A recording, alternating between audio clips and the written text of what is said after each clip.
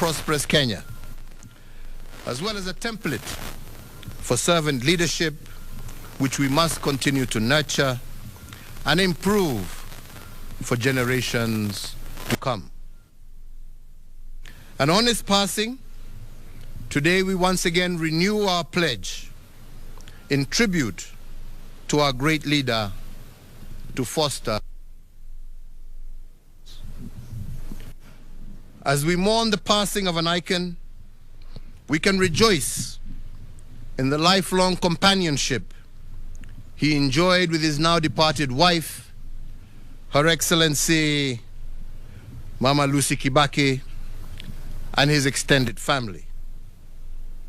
Today, our sincere sympathy to his children, Judy Wanjiko, Jimmy Kibaki, David Kagi, and Tony Githinji, and to their families, and for all who mourn the passing of this great leader.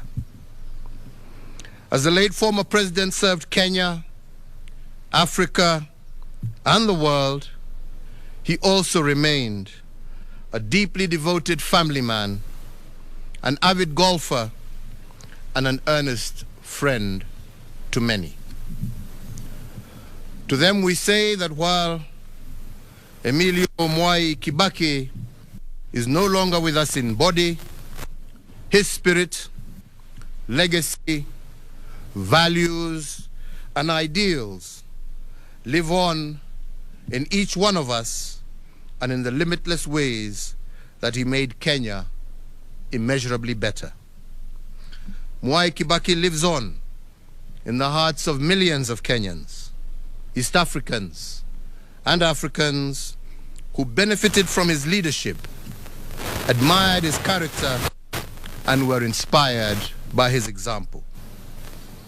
Mwai Kibaki lives on in our fond memories of his strength of will, his charm, his wit, and his passionate love for God, for family, and for nation.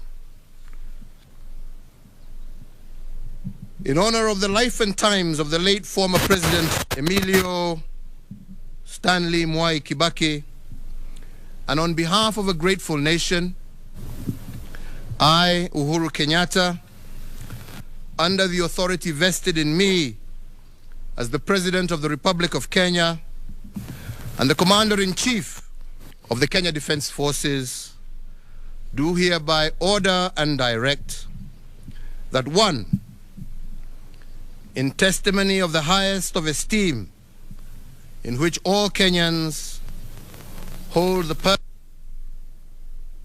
of Mwai Kibaki, the nation will observe a period of national mourning from today until sunset.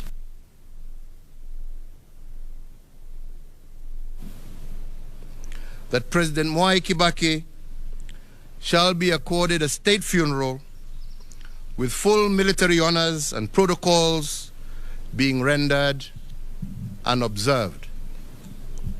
3, that the flag of the Republic of Kenya shall be flown at half-mast at State House and all Kenyan diplomatic missions, public buildings, public grounds, all military bases, posts, and stations, on all naval vessels of the Republic of Kenya and elsewhere throughout the entire territory of the Republic of Kenya from today until sunset on the day of his internment. And 4, that the President, the Deputy President, the Chief Justice, Cabinet Secretaries, the Speaker of the National Assembly, the Speaker of the Senate, Kenya's diplomats abroad, and whomsoever else is so authorized by law, national flag on their official motorcade from today sunset on the day of his internment. May President Kibaki's family be comforted, may his memory be honored, and may his example be emulated. This issued under the hand and seal of the President at State House, Nairobi, on the 22nd day of April, the year of our Lord, 2022.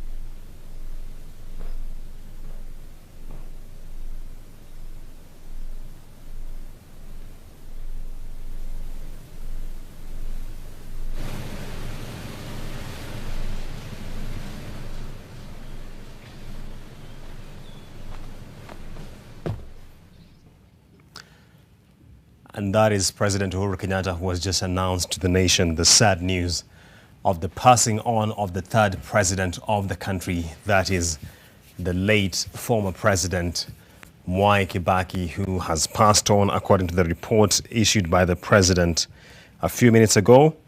The president has given a directive that the country assumes national mourning from this moment until the time the former president is laid to rest.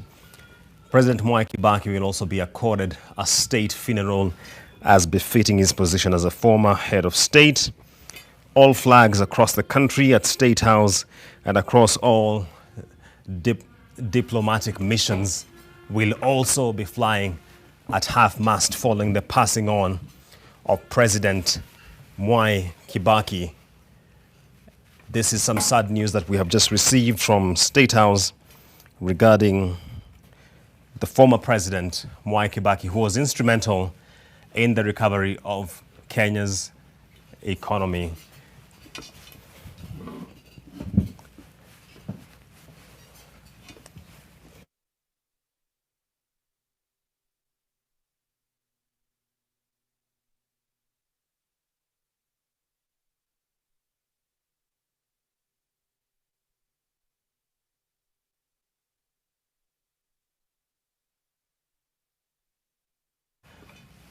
President Mwai Kibaki has departed, and that's the brief that President Uhuru Kenyatta has brought to the nation this afternoon, directing that the country goes into national mourning from today until the time the former president is laid to rest. President Mwai Kibaki will be accorded a state funeral at the president, that is Uhuru Kenyatta, has also indicated that all flags will be flying at half-mast across the country and also in foreign and diplomatic missions. President Kibaki was served as the president of this country from the year 2002, following the December election, effectively beginning his term in 2003 until 2013, when he handed over to President Uhuru Kenyatta. He had an illustrious period as the man stewarding Kenya's economy, stimulating a recovery, rolling out the Vision 2030 agenda. President Kibaki, should also be remembered, served as arguably the longest finance minister in this country from 1969 up till about 81.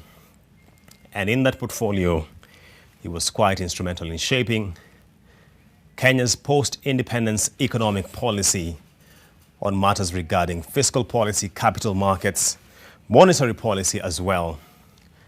We are indeed mourning an icon who has been extremely pivotal in the shaping of Kenya's history, and particularly on the economic front. So we have just received the news of the passing on of former President Mwai Kibaki third president of this country, President Uhuru Kenyatta has indicated that we shall be observing national mourning until the day he is laid to rest. He has also directed that flags fly at half-mast across the country, at State House, and across all diplomatic missions. And the president, that is Uhuru Kenyatta, has also indicated that President Mwai Kibaki, former President Mwai Kibaki, will be accorded a state funeral befitting of his capacity and the service he has rendered to this country. Just to recap some of the key highlights, former President Mwai Kibaki became president following the 2002 general election, which he won by a landslide, and went on to trigger an economic recovery for Kenya, which at the time had suffered quite significantly with an economy almost stagnating. The peak performance registered in the period 2006-2007, when the GDP growth, I should say, stood at 7%. Former President Mwai Kibaki will also be remembered for the role he played in the finance ministry from 1969 as finance minister, shaping Kenya's fiscal policy, matters around taxation, matters around the development of the capital markets, matters regarding the shaping of monetary policy, which involves the Central Bank of Kenya. This is indeed a great loss that this country has suffered. It will also be remembered that President Mwai Kibaki was quite instrumental when this country suffered the oil price shock of 1973, pretty much mirroring what we are experiencing right now following Russia's invasion of Ukraine, and steering the country through that period is one of the issues highlighted as one of the bright spots of President Mwai Kibaki's reign in this country as a career civil servant and someone who served in various capacities across the public service. It will also be remembered that the economic blueprint that Kenya now holds, that is the Vision 2030, was birthed under the leadership of Mwai Kibaki, that's former President Mwai Kibaki, in the year 2006, and that has helped shape the economic policy that Kenya has followed ever since, with all the emerging issues being shaped around some of the prescriptions that it had tabled regarding the education sector, the health sector, manufacturing, telecommunications, and all the developments we are now witnessing in this country from an economic and finance standpoint. That is indeed one of the hallmarks of the Kibaki administration. Not to forget, the promulgation of the new constitution in 2010 is also yet another highlight that we have under former President Mwai Kibaki, issuing a new constitution to this country, which has indeed been touted across the globe as one of the most progressive, most detailed, most comprehensive constitutional frameworks. Indeed, it is still being fine-tuned across the nation. President Uhuru Kenyatta also observed that former President Mwai Kibaki was quite instrumental in the fight for multi-party democracy. It will be remembered in 1992, where he stood as a candidate as the multi-party framework was coming back into place following years of a single-party state in this country.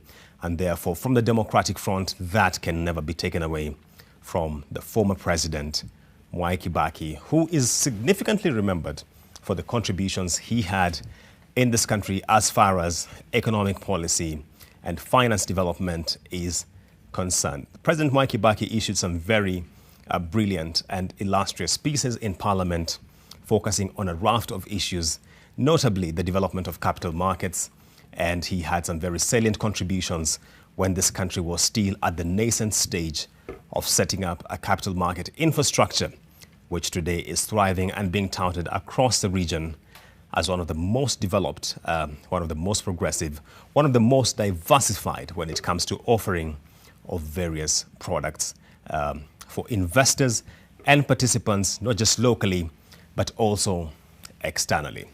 It will also be remembered that it was during the reign of Mwai Kibaki that we had the arrival of the fiber optic cable and the fast internet, which we do enjoy today as Kenyans, certainly. And the former PS, Dr. Bitange Ndemo, has written extensively as far as this is concerned, and the contribution of former President Mwai Kibaki is concerned when it comes to issues of facilitating an accommodative business environment for the private sector to thrive. We can never forget, of course, that the fact that between 2003 and the period of 2007, we saw the strongest rally when it comes to the Nairobi Securities Exchange.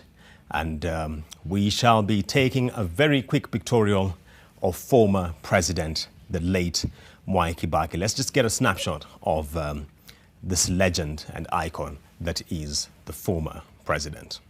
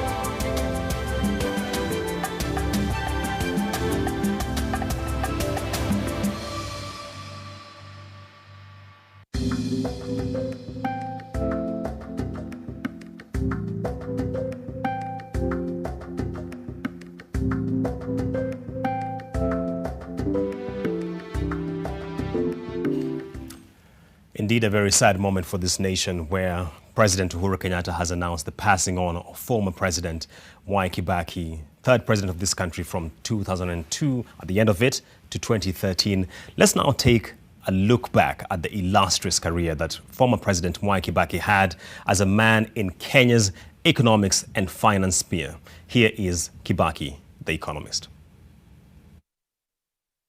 Kuna jambo moja limetokea. Sasa zamani zile. For many Kenyans, the name Mwai Kibaki evokes deep reverence for a career civil servant, widely deemed to be one of Kenya's most accomplished economists. Mwai Kibaki has arguably served in most of the notable positions as far as steering Kenya's economic roadmap since independence is concerned, including being the country's parliamentary secretary for the Treasury between 1963 and 1966, serving as the Minister for Commerce and Industry between 1966 and 1969, serving as the Minister of Finance and Planning between 1969 and 1981, and eventually as the President or Chief Executive Officer of the enterprise that is Kenya between 2002 and 2013.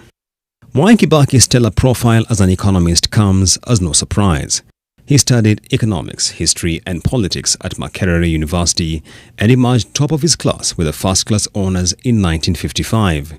He would later pursue a Bachelor of Science in Public Finance and graduate with a distinction from the prestigious London School of Economics, after which he would return to serve as an assistant lecturer at Makerere University's Economics Department between 1958 and 1959. Mwai Kibaki's career in Kenya's public service commenced in 1963, while serving in the capacity of the Parliamentary Secretary for the Treasury.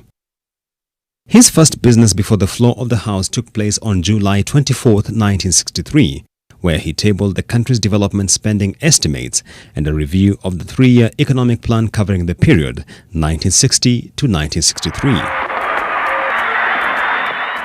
In his submission, Mwai Kibaki laid out the framework for the medium term by saying, and I quote, "Mr. Speaker, sir, our intention is to have a 6-year development plan stretching from the financial year 1964-65 to 1969-1970. In planning for that period, we are going to break it up into 2 phases of 3 years each, for it has been found through experience in other countries that shorter development plans are more practical." End of quote. In November 1963, at the height of the debate on the need for a minimum wage policy, Kibaki would take to the floor of the House and make the following submission in defense of the ordinary consumer. Mwai Kibaki said, and I quote, "Even in towns like Nairobi, where a worker has a minimum wage guarantee of 115 shillings, it is not a solution to his troubles. He still has to pay 20 cents to travel from Makadara to work and 30 cents back. This means in a month, he will have spent more than 18 shillings on travel alone. He also quite often has to pay 70 shillings for a place to live." End of quote. In 1966, Mwai Kibaki would be appointed Minister of Commerce and Industry, a position that would elevate his role in shaping Kenya's economic landscape.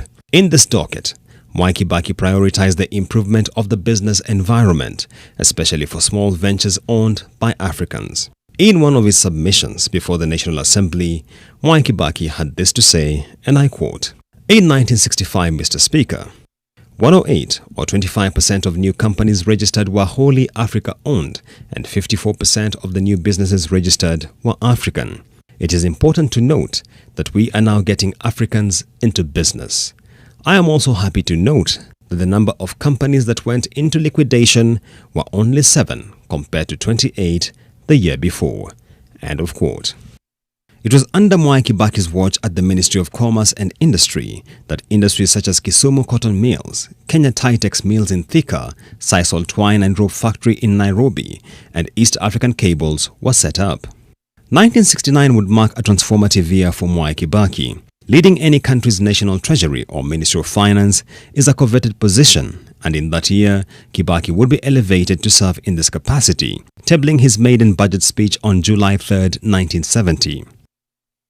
While at the Ministry of Finance and Economic Planning, Mwai Kibaki will be remembered for having steered the economy through considerable headwinds. The global oil crisis of 1973 was the first major litmus test for Kibaki. The October 1973 embargo by OPEC economies sent the price of oil in the global markets through the roof, inflicting adverse effects on oil-importing economies such as Kenya. It is intervention through the Export Act of 1974 that is widely credited as having helped mitigate the spillovers from the oil price shock. Further down the road, the collapse of East African Community in 1977 would present yet another litmus test for Mwai Kibaki, who would be at the steering wheel of the team that led the transition and determination of sharing of assets among East African economies. Upon the death of President Jomo Kenyatta in August 1978 and Moi's subsequent rise to power, Kibaki would double up as Vice President and Minister of Finance. It is a portfolio he would hold until 1983 in the post-1982 abortive coup realignment, when he would be redeployed to Vice President and Minister for Home Affairs, a position he would hold for 5 years until 1988 before being assigned the Ministry of Health. After nearly 3 decades, Kibaki would finally quit government in 1991 and form his own party, the Democratic Party, ahead of the 1992 general election. Even in the opposition, Kibaki would remain instrumental in shaping public discourse around the country's economic agenda. In November 1994, 2 years ahead of the privatization of national flag carrier Kenya Airways, Kibaki would raise questions around the uncertainty which seemed to surround the exercise and the company's debt. Kibaki would say this on the floor of the House, and I quote, "We are about to privatize Kenya Airways very soon. None of the ministers in government are willing to speak the truth. There is 6.5 billion shillings which the airline owes. There is no way of writing off 6.5 billion shillings which we will pay over the next 20 years. We should be told that it is we Kenyans being asked to assume this debt." End of quote. Still in 1994, Mwai Kibaki's contribution towards the Capital Markets Authority Bill would be peppered with unusual candor, a critical ingredient for a country which is seeking to strengthen its capital markets. Before the National Assembly, Mwai Kibaki would say, and I quote, "The Capital Markets Authority as a parastatal has a membership of people who have never participated in dealing with money, yet they are going to supervise the stock exchange. Those who are going to supervise their appointment don't know what an exchange rate is to begin with. This is the most atrocious thing we can have." End of quote. But it is Kibaki's contribution to the economy as president between 2003 and 2013 that will perhaps remain etched in the mind of many Kenyans for years to come. At the point of assuming office in 2003, the country's economy had ground to near stagnation, growing at a measly 0.5% in 2002. The formal economy was creating only 27,500 jobs to absorb the ever-increasing volume of job seekers, and foreign direct investment had fallen to just $27.6 million. Mwai Kibaki's first order of business as president of the then ailing economy would be to draw up the 5-year economic recovery strategy for wealth and employment creation. Published in June 2003, the strategy would be anchored on the following key objectives: creation of at least 500,000 jobs annually, reducing the poverty rate by 5% from the then level of 56.8%, realizing high economic growth with a target of 7% by 2006, and keeping inflation below 5%. The goal of 500,000 jobs per annum would, however, not be realized until 2010, when the total number of new employment opportunities created in both the formal and informal sectors stood at 503,500. This notwithstanding, perhaps Mwai Kibaki's strongest score was the increase in the number of jobs created by the formal economy, from a low of just 5.6% as he assumed office in 2003 to a high of 15.7% as he handed over the reins a decade later. By the end of Mwai Kibaki's first term as president, there were green shoots all around from an economic standpoint. The economy was growing at 7%, up from just 0.5% as he assumed office. The formal economy was creating 53,000 jobs, twice as many as it was doing in 2002 when he assumed office. And foreign direct investment inflows had risen to $1.1 billion compared to just $28 million in 2002. You and I know what has happened in the last election. This fairy tale would, however, ground to a halt in December 2007 as the economy took a hit from the post-poll violence following contested outcome of the presidential election. Kibaki is the president of Kenya. Jump-starting the economy from this slowdown would require a number of interventions. Notably, the first medium-term plan of the Vision 2030, covering the period between 2008 and 2012, was particularly pivotal. First, infrastructure spending would be accelerated, especially with the initiation of the $360 million 50 kilometers Nairobi-Thika superhighway, whose commissioning would take place 3 years later in 2012. Second, the area under irrigation was expanded from 119,000 hectares in 2008 to 159,000 hectares in 2012 in a bid to cushion the agriculture sector from the shocks of unreliable weather patterns which led to unpredictable earnings for farmers. Third, to enhance the welfare of small and medium-sized business ventures, plans commenced for development of a regulatory framework governing those often marginalized business ventures. As a result, the Micro and Small Enterprises Act came into force in September 2013, marking a major milestone for the economy. Aside from this, Mwai Kibaki's reign as president will also be remembered for the revolution in the formal financial services space, especially through the green light for the telecommunications operators to roll out mobile money platforms which have placed Kenya on the front line of the pace-setters in the formal financial services deepening. The high-speed internet connectivity which Kenyans enjoy today will also be remembered as yet another feather in Mwai Kibaki's heart. The arrival of the East African Maritime Cable in Mombasa on June 12, 2009, following relentless efforts by the Kibaki administration, marked a major breakthrough for Kenyans' ability to access the information superhighway. It will also be remembered that it was under President Mwai Kibaki that the capital markets came back to life after years of slow activity.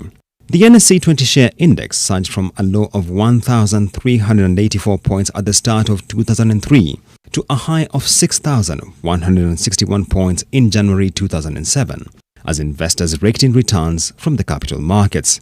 It is also under President Kibaki that the capital markets witnessed some of the most defining developments, including the automation of the clearing and settlement of shares traded in November 2004, extension of the trading period from just 2 hours in 2006 to 6 hours in 2008, the listing of Kengen in 2006, Safaricom in 2008, and the launch of the growth enterprise market segment targeting listing by SMEs in 2013. Uhuru Kenyatta was sworn in as Kenya's 4th president on April 9, 2013, and with it marked the end of the illustrious public service career of Mwai Kibaki. Julian's Amboko, NTV. And that was a look back of former President Mwai Kibaki as an economist, having served as finance minister and then progressed on to president, heading the economy of Kenya. Let's now switch gears and look at Kibaki, the family man, and his wife, his children, and the issues around his family setting. Mwai Kibaki was the last of 8 children born to Kibaki Githinji and Teresia Wanjiku in 1931. He was also the only one allowed to go to school, a fact that stood him in good stead, paving the way for him to become the country's 3rd president. In 1961, Mwai Kibaki married the late Lucy Muthoni Kibaki, a union that bore 4 children, Judy, Jimmy, David, and Tony Kibaki. The larger part of his family was present when he took oath of office, Mwai Kibaki naapa kwamba, ushering Kenya into a post-Kanu era that signaled the return to prominence of the first family and the First Lady's office, to be precise. While the family, at least the children, stayed largely out of the limelight, the First Lady was not one to play the shrinking violet role in her husband's administration. She took up her office and her roles very seriously. That family unit in the Kibaki household was defined even when the rumor mills went into overdrive with talk of the existence of another Kibaki family. At a press conference at State House, Nairobi, the president was forced to set the record straight. I want to make it very clear that I have only one dear wife, Lucy, who's here, and I do not have any other. And anybody who knows me and knows my family and knows how I live, they know I have only one wife. He even threatened to sue anybody who was peddling such rumors. I don't want to repeat, but I want to say quite frankly, anyone who is bent on that course, he'll see me in court or wherever he will see me, and we shall deal with him. No other way. But that did little to lessen the intensity of the rumors that former Othaya MP, then a political activist, Mary Wambui, was the president's other wife, and that her daughter Winnie Wambui Mwai was the product of that union. Indeed, after that denouncing from State House, Wambui was filmed at a mall with all the trappings of power, signaling that she was not just any other woman. In 2013, in the heat of the campaigns, Kibaki endorsed and campaigned for Mugambi Gishuki to replace him as the Othaya MP. Huyu bwana ambaye sasa nataka kuwa katika wapi? ati sasa yeye alikuwa hapa na alikuwa anahusika, na sasa yuko tena katika elimu yake, na sasa nataka kuendelea na mambo haya. Wambui was locked out as Kibaki and his entourage arrived in Nyeri for the event. The controversial businessman later carried the day in that election, inheriting the seat once held by Mwai Kibaki. Kibaki's love for golf continued even when he served as president. Although health concerns relegated him to spectator status, he still frequented major golf tournaments. Age may have caught up with him, but he could still take a swing on the course, and he did just that when presented with these sticks at the end of his time by the judiciary. As the Chief Justice has expressed, A nostalgic Kibaki said he had not had a proper round of golf in at least a decade. If anybody wants to go back to golf and you need clubs, come to me, because I have a lot of clubs which have been given to me by people who thought I would have a chance to play. But then I did not use them, and I did not have the courage to give them to anybody or to sell them. He was also an astute businessman with interests in real estate and hospitality, and he also practiced farming. His lowest moment was when his wife of 55 years, Lucy Kibaki, passed away in 2016, an occurrence that appeared to have knocked the winds out of his sails. The visibly frail and shaken former head of state did not say much during the state ceremonies that followed, not at the airport when the body arrived, neither at the consulate.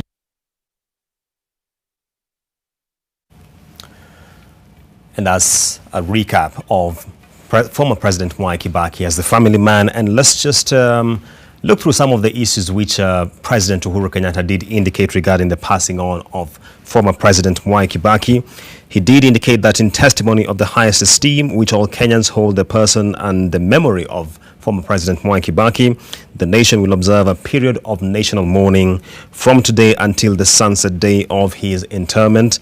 Secondly, President Mwai Kibaki shall be accorded a state funeral with full military honors and protocols being rendered and observed. President Uhuru Kenyatta also indicated that the flag of the Republic of Kenya shall be flown at half-mast at the State House and all Kenyan diplomatic missions, public buildings and public grounds, military bases and posts for all Kenyans to pay their last respects to former President Mwai Kibaki. We are receiving lots of messages of condolence, and let me just read what Speaker of the National Assembly, Justin Muturi, is saying. It is with deep sadness that I have received the news of the death of our founder of the Democratic Party. I have just finished issuing certificates to our aspirants from various positions. We miss him most dearly. His contribution to the growth and development of this country is indeed unparalleled. May his soul rest in peace. And that is the Speaker of the National Assembly, Justin Muturi, who is currently in the Democratic Party, which is former President Mwai Kibaki's party, which he also contested with in an election. So passing on his messages of condolence regarding this issue. The presidential candidate for Safina Party, Jim Wanjigi, says it is a dark day for Kenya. We have lost one of our best and our hearts are indeed broken. Let's now take a look at some of the strengths and misses, as some would say, of the Kibaki government. Even before December 30th, 2002, Mimi Mwai Kibaki hapa kwamba nitakuwa mwaminifu wa Jamhuri ya Kenya. Natenda kazi zangu. The name Mwai Kibaki had been on many a Kenyan's minds for over a year. This was after the famous Uhuru Park declaration of Kibaki Tosha. Kibaki si ametosha. Na mkasemaje? His campaign was one of taking back the nation from years of authoritarian rule while giving Kenyans an equal opportunity at a share of the national cake and better representation. Nchi ambayo itaweza kuinua hali ya uchumi wa nchi hii. Kwa sababu hiyo ndio lengo letu, hakuna ingine. Ni kuinua hali ya uchumi. Yale mengine ni ya kawaida. Hali ya uchumi kuinua. Simba!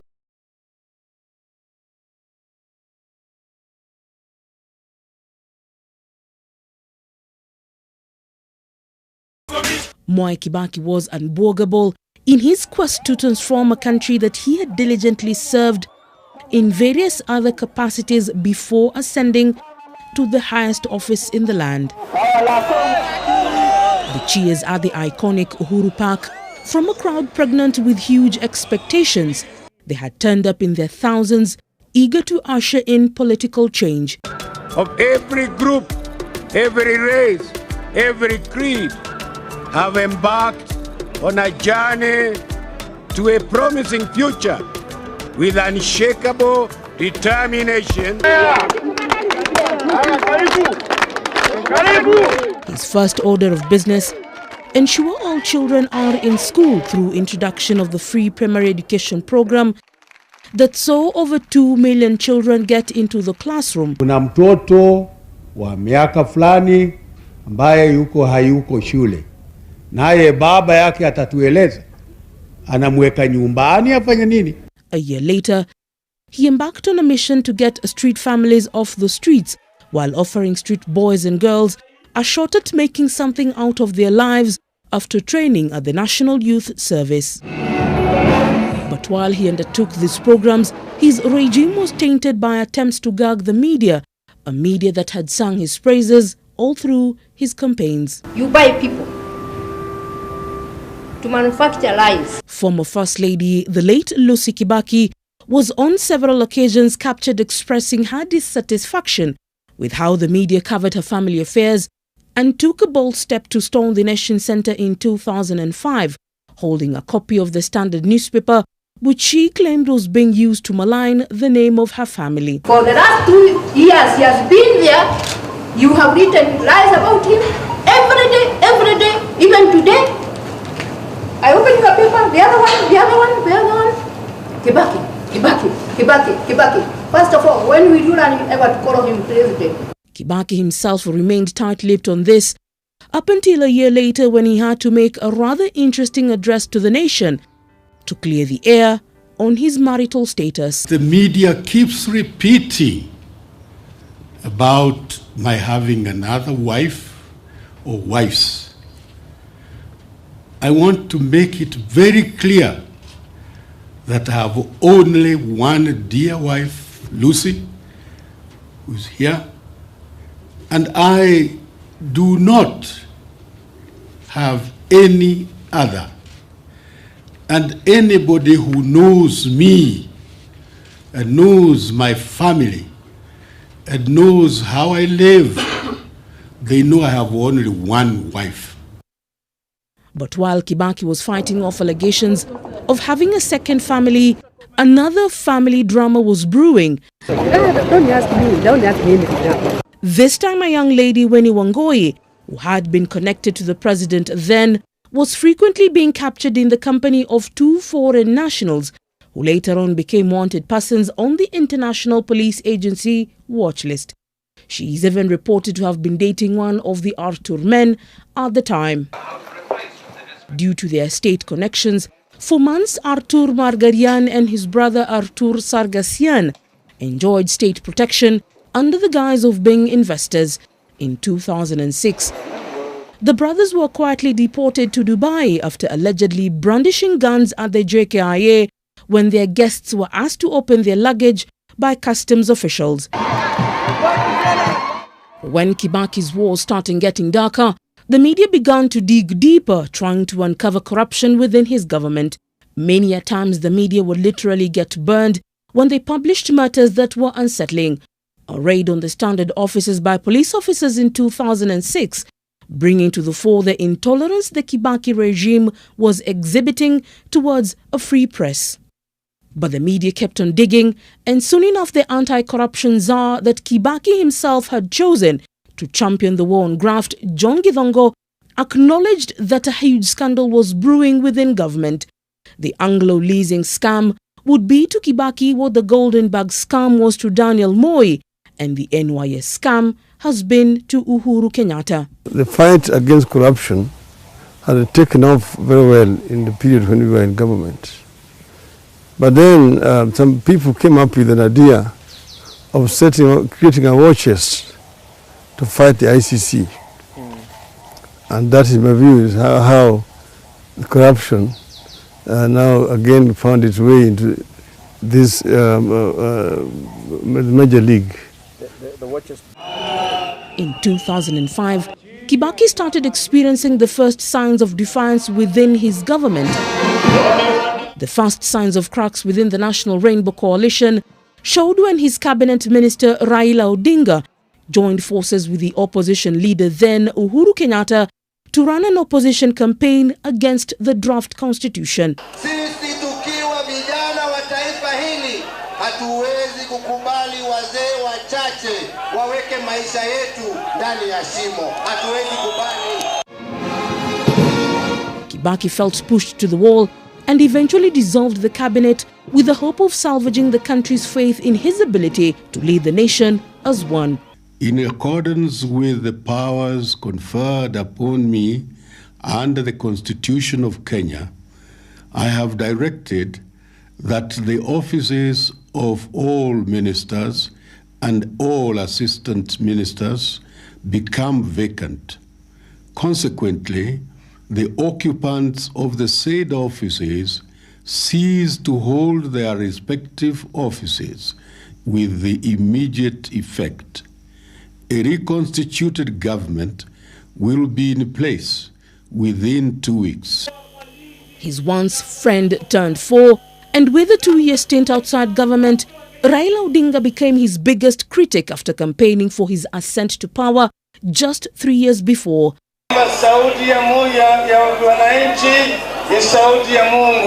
This rivalry would build and boil up tribal tensions over the next few years, running up to the 2007 general election.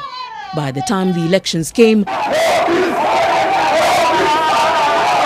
the country was already torn right down the middle, and tribal passions were rising.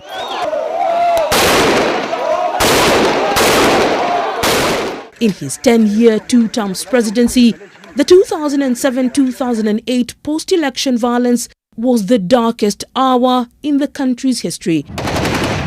A period when the continent came out to save a daughter whose children were literally burning each other to death in the name of political power and tribal hatred.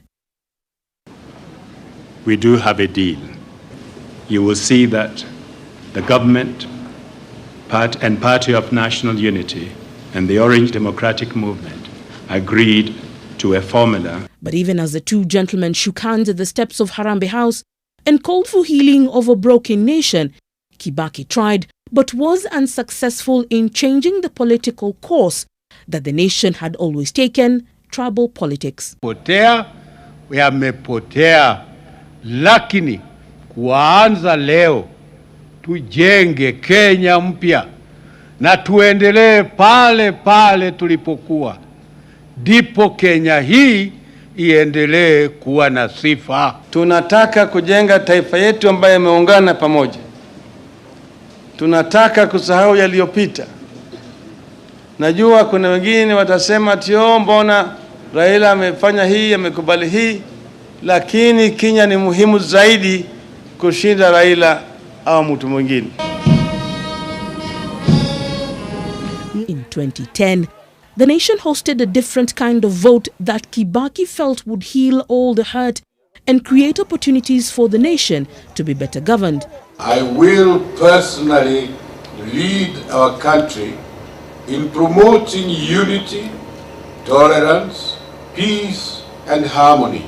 Kenyans voted overwhelmingly for a new constitution, with the document being promulgated in August of the very same year.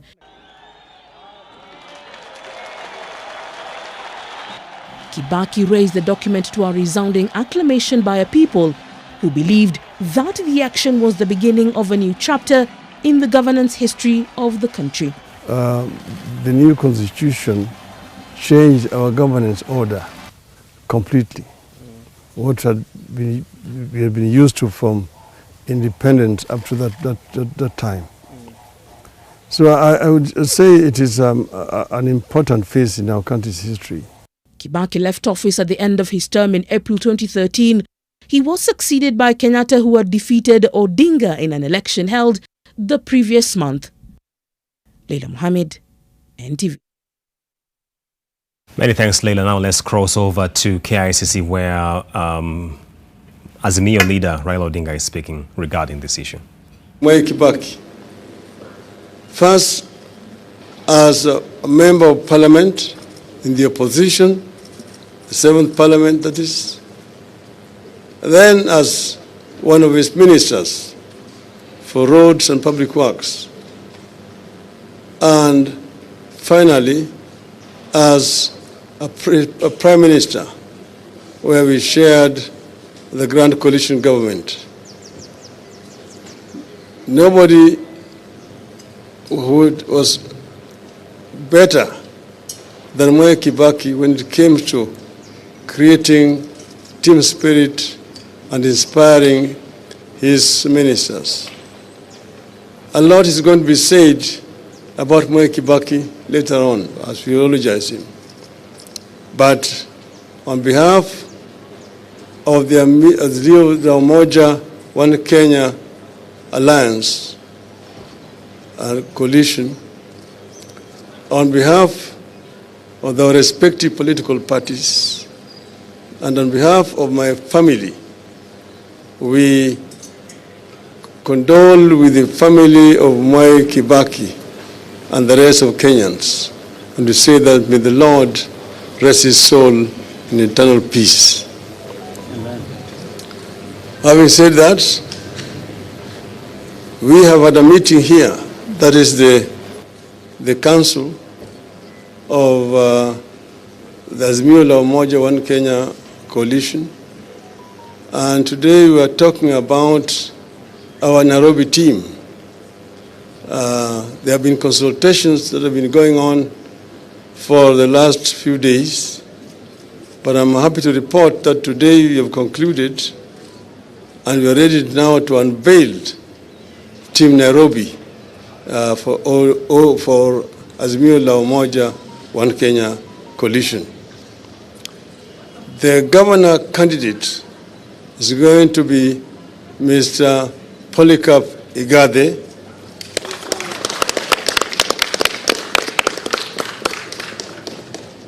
He will be deputized by Professor Kaloki.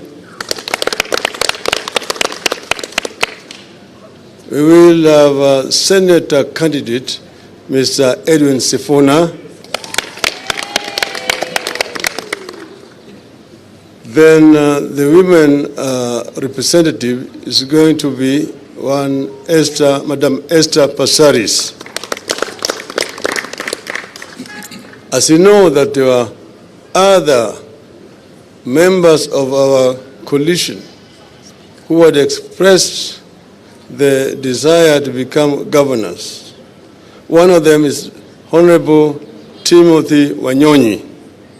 And Timothy Wanyonyi has made a decision to step down from the governorship contest and to go back and contest his seat as a member of the National Assembly for Westlands constituency.